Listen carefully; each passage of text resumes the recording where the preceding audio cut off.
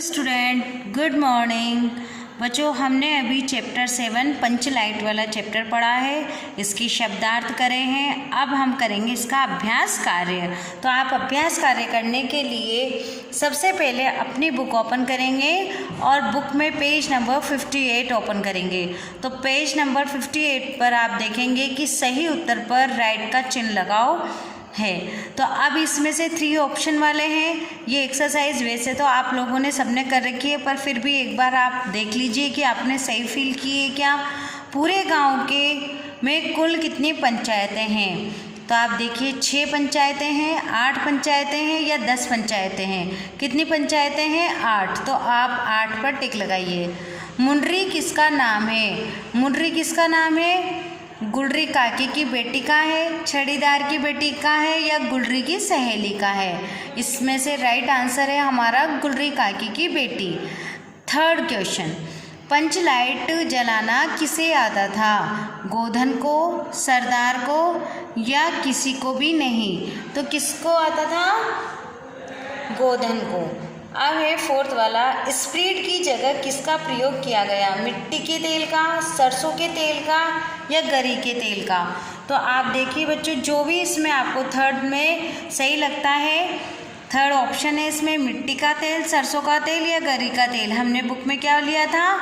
Spirit की जगह उन्होंने क्या काम में लिया था? गरी का तेल। इस तरीके से आप अपनी बुक में एक्सरसाइज करेंगे और आपको सभी बच्चों को बुक्स में एक्सरसाइज फील ज़रूर करनी है, क्योंकि जो आपके टेस्ट वगैरह होंगे या जो भी एक्सरसाइज आपको पूछी जाएगी वह इन एक्सरसाइज में से ही फील करनी पड़ेगी आपको, इसलिए बुक का काम भी आप कंप्लीट रखिए। अब आइए आप पेज नंबर 59 में हम एक्सरसाइज करेंगे। तो आप बुक का पेज नंबर 59 ओपन करेंगे। देखिए बच्चों, ये होता है गद्यांश। गद्यांश क्या होता है? किसी भी चैप्टर के बीच में से कुछ लाइनें दी जाती है, उसमें से एक पैराग्राफ आपको दिया जाता है। उस पैराग्राफ को आपको पढ़ के समझना होता है और क्वेश्चन आंसर दिए होते हैं तो ये करने रहते हैं। आपके जैसे क्लास 5th है तो क्लास 5th में आप इसी तरीके से क्वेश्चन आंसर करेंगे। दुकानदार ने पहले सुनाया पूरे 5 कौड़ी रुपया। मैंने कहा कि दुकानदार साहब, यह मत समझिए कि हम लोग एकदम देहाती हैं, हमने बहुत पंचलेट देखे हैं। इसके बाद दुकानदार मेरा मुंह देखने लगा, बोला, लगता है आप जाति के सरदार हैं। ठीक है, जब आप सरदार होकर खुद पंचलाइट खरीदने आए हैं तो जाइए, पूरे 5 कौड़ी में आपको दे रहा हूँ। आपके एग्ज़ाम में भी बच्चों बुक में से क्वेश्चन आंसर कम आते हैं और आप इसी तरीके से गद्यांश करना सीखेंगे। तो आप ये गद्यांश कहाँ पर फिल करेंगे? अपनी बुक में ही फिल करेंगे इसका आंसर। देखो, हमने पढ़ा, अब इसका क्वेश्चन है, यह कथन किसका है? जो हमने ये चैप्टर पढ़ा था, इस चैप्टर में से ये कुछ लाइनें दी हुई है। तो हमने चैप्टर में क्या पढ़ा था कि ये सेंटेंस किसके हैं? यह है सरदार के। किसने कहा था?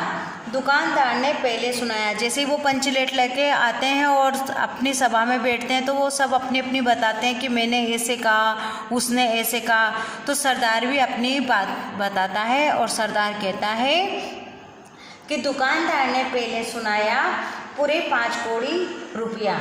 मैंने कहा कि दुकानदार साहब, ये मत समझिए कि हम लोग एकदम देहाती हैं, हमने बहुत पंचलेट देखे हैं। इसके बाद दुकानदार मेरा मुंह देखने लगा, बोला, लगता है आप जाति के सरदार हैं।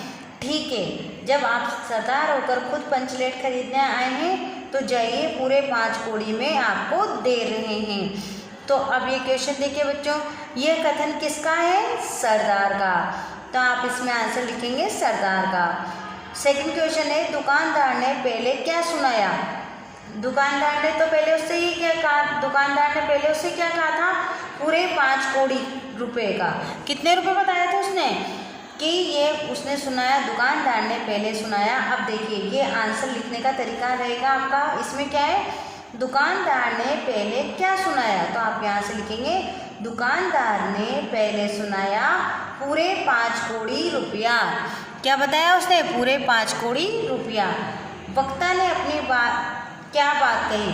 अब देखो, जो सरदार जी थे यानी वक्ता बताया गया है इसमें उनको, वक्ता ने अपनी क्या बात कही, क्या कही थी उन्होंने, ये मत समझिए कि हम लोग एकदम देहाती हैं, हमने बहुत बहुत पंचलेट देखे हैं। ये बात किसने कही थी, वक्ता ने यानी सरदार ने। दुकानदार क्या बोला, अब ये जब ये बात हुई तो दुकानदार क्या बोला, ठीक है, जब आप सरदार होकर खुद ही पंचलेट खरीदने आए हैं तो जाइए, पूरे 5 कौड़ी में आपको दे रहे हैं। क्या कहा उन्होंने कि ठीक है, जब आप सरदार होकर खुद ही पंचलेट खरीदने आए हैं तो जाइए, पूरे 5 कौड़ी में आपको दे रहे हैं। तो बच्चों इस तरीके से ये हो गया आपका पैराग्राफ। अब हम करते हैं आगे की क्वेश्चन आंसर और एक्सरसाइज। तो आप 58 का हो गया, 59 में हमने गद्यांश पढ़ा। अब आगे पढ़ेंगे हम, यह कहानी आपको कैसी लगी। बच्चों ये तो आपके मन से आप क्वेश्चन बना सकते हैं, आपको ये कहानी कैसी लगी, बहुत रोचक लगी। कैसी लगी ये कहानी आपको, बहुत रोचक। तो आप इसी बुक में भी लिख सकते हैं या मैं आपसे पूछूं तो आप मन से बता सकते हैं। क्या इस कहानी में प्रयुक्त आंचलिक शब्द आपको समझ में आ रहे हैं, यदि हाँ तो हाँ हिंदी भाषा में कहिए, और नहीं तो जो शब्द दे रखे हैं आपको वो शब्द क्या आपको समझ में आ रहे हैं। अगर आ रहे हैं तो हाँ का जवाब देंगे हम, नहीं आ रहे हैं तो ना का जवाब देंगे। अब देखिए इसमें क्या है, मूल गैंग। मूल गैंग का मतलब होता है मुख्य गायक। मूल गैंग का मतलब होता है मुख्य गायक, मतलब जो अभी कीर्तन वगैरह करते हैं तो उसमें जो मेन मुख्य गायक होता है, उसके बाद की जो बाद में बैठे हुए व्यक्ति गाते रहते हैं वो नहीं, पर जो गाने की शुरुआत करता है, जो स्टार्टिंग में जो गाता है वह होता है मूल गैंग यानी मुख्य गायक। अब आया था एक शब्द इसमें, नेम टेप। नेम टेप क्या होता है, नियम टाइप। जैसे कि गांव में कुछ भी नई चीज़ आई तो उसका उद्घाटन करने के पहले क्या करेंगे, वो उसकी पूजा करेंगे, उसको जलाने के पहले उसका नाम लिखेंगे, नाम टाइप करेंगे, तो इसको बोलते हैं नेम टेप। गाँव की भाषा में बोला है नेम टेप यानी नियम टाइप। अब है बेकाट। बेकाट मतलब होता है बहिष्कार करना। बेकाट यानी बहिष्कार करना। कहते हैं ना, अगर तूने इस बुक में भी आया कि अगर ज़्यादा उल्टी सीधी बात करी तो मैं तेरा बेकाट कर दूंगा यानी कि बहिष्कार कर दूंगा। गोधन। गोधन का सही मीनिंग या सही नाम है बच्चों गोवर्धन। इसमें गोधन गोधन बोला गया है। अब है सलीमा। सलीमा किसको बोला गया है, इसमें सिनेमा यानी फिल्म। इसमें सलीमा किसको बोला गया है, फिल्म को यानी कि सिनेमा को।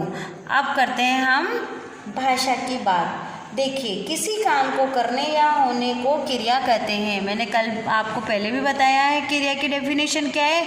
किसी काम के होने या करने को हम क्या कहते हैं, क्रिया कहते हैं। अब जो ये पैराग्राफ दे रखा है आपको, इसमें क्रिया शब्दों पे आपको अंडरलाइन करनी है। तो बच्चों मेरे साथ साथ आप अंडरलाइन करिए। गांव वाले इसे पंचलाइट कहते हैं, तो कहते हैं पर आप क्या करेंगे, अंडरलाइन करेंगे। नहा धोकर पीढ़ी लगाओ, लगाओ पर यह लालटेन कितने में खरीदी, खरीदी। टोल भर में लोग जमा हो गए, जमा हो गए। चारों ओर उदासी छा गई, छा गई।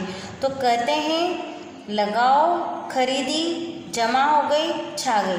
अब है बहुवचन। अब आप बहुवचन देखिए अपने नीचे बुक में पेज नंबर 59 पर।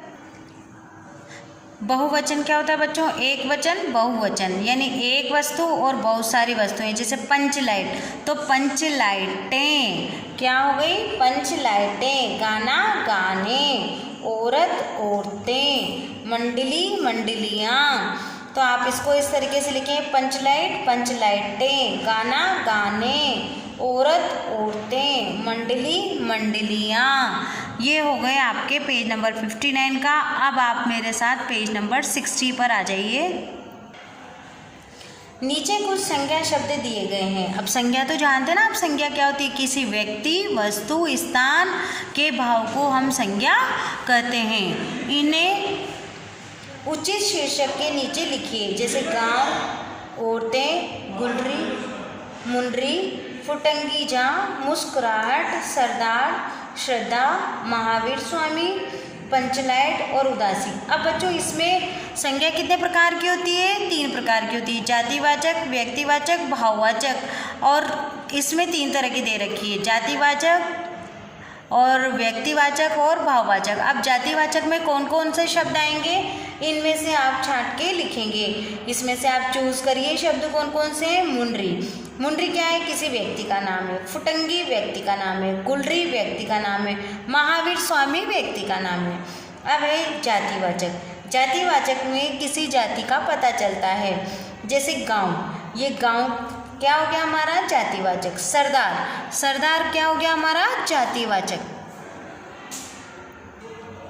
तो बच्चों हम क्या कह रहे थे, जातिवाचक। अब जातिवाचक में ऐसा नहीं है कि ब्राह्मण, हिंदू, मुस्लिम, इससे ही हमारा पता चलता है। जातिवाचक से होता है कि जैसे औरतें हैं, आदमी, अब ये किस लिंग में आते हैं, औरतें स्त्रीलिंग में आती है और आदमी कैसे आएंगे, पुल्लिंग में आएंगे। ऐसे ही गांव, शहर, ये इससे भी हमें पता चलता है।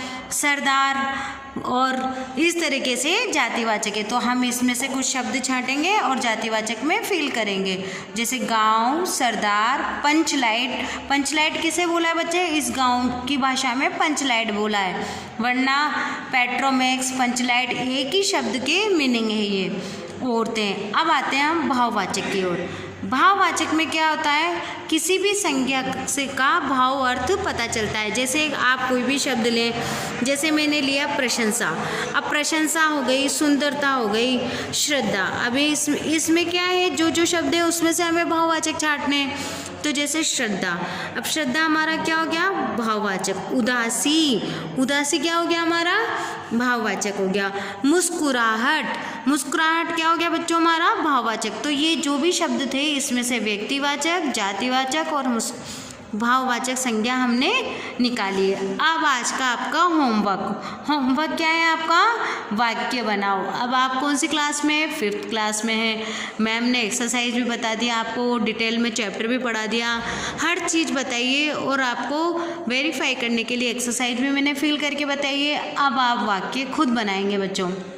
वाक्य में आपको मैं पहले भी बता चुकी हूँ, इनसे लेके शब्दों से वाक्य बनाना है, जैसे तुरंत, पूजा, सरदार और रोशनी। आप इनको लेके आप वाक्य बनाएंगे। ये आपका आज की डेट का होमवर्क है। आप इस वीडियो को जब भी देखें तब आप इसमें अपनी बुक में गृह कार्य लिख लेंगे यहाँ पर और गृह कार्य डालकर वर्क करेंगे।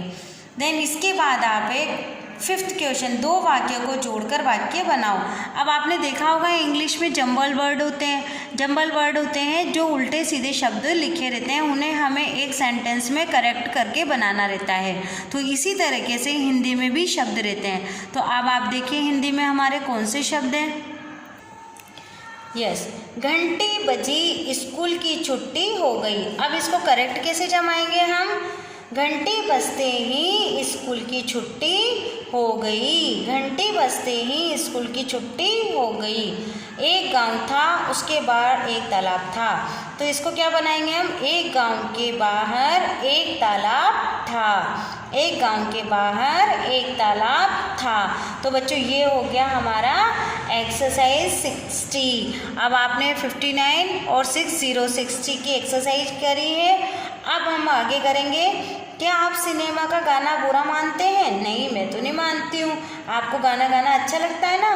क्यों नहीं मानते हैं? क्योंकि बच्चों सिनेमा भी तो एक आर्ट है, एक कला है, इसलिए गाना मैं बुरा नहीं मानता हूँ या मानती हूँ। किसकी ज़्यादा परवाह करनी चाहिए, अपनी या समाज की? हमें समाज की परवाह करनी चाहिए, क्योंकि हम क्या हैं, एक सामाजिक प्राणी हैं, इसीलिए हमें समाज की परवाह करनी चाहिए। और क्यों करनी चाहिए ये भी मैंने अभी आपको बता दिया। तो बच्चों इसी तरीके से हमारा ये चैप्टर का पूरा अभ्यास हो गया। मुझे लगता है आपको कहीं भी कोई डाउट नहीं होगा। अगर आपको कोई डाउट होता है तो आप बेझिझक मैम से पूछ सकते हैं। Thank you.